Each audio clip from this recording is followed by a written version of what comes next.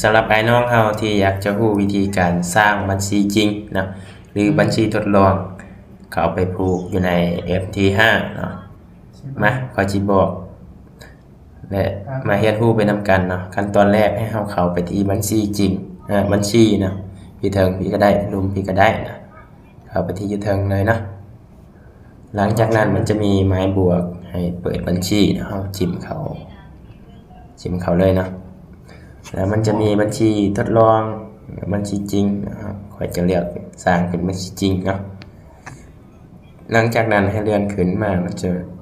ให้เอาใส่บนนี้เนาะให้เอาใส่เป็นเทส5 MT เทส5เงินนี้ทุกคนเลือกใส่ได้นะมันจะมีสกุลเงินหลายอย่าง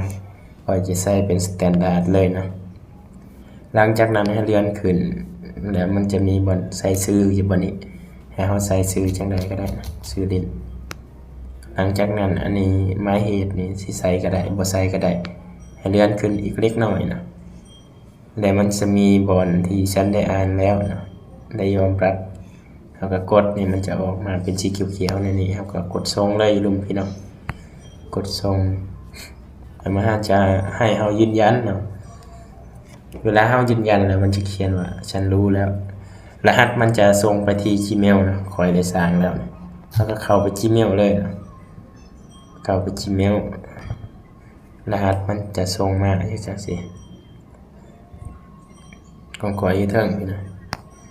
ให้ทุกคนตอนแรกๆนะให้ทุกคนคัดลอกเอาตัวนี้ก่อนนะให้เฮาชื่อซอฟต์แวร์ของเฮานี่นะ easy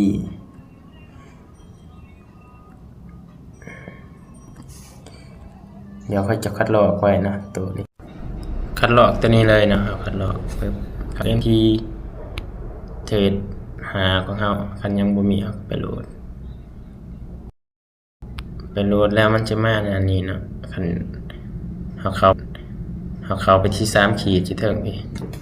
เข้าไปที่3ขีดแล้วจัดการบัญชีมันจะมีเลขบวกตัวนี้เฮาเพิ่มไม้บวกค้นหาโบรกเกอร์นี่ที่เทิงพี่ได้วางใส่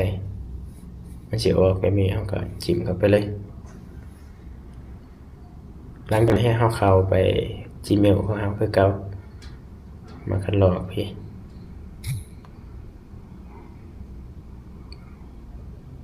คัดลอกตัวเลขนี่ก่อนนะ